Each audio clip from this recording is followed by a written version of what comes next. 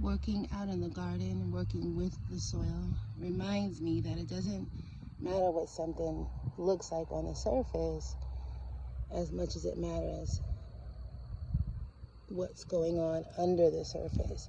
And right there, all that red clay, that's the foundation. The things that we want to grow won't grow in soil like that. We need the soil to be receptive. I really love how you can see the effects of composting and worm castings and organic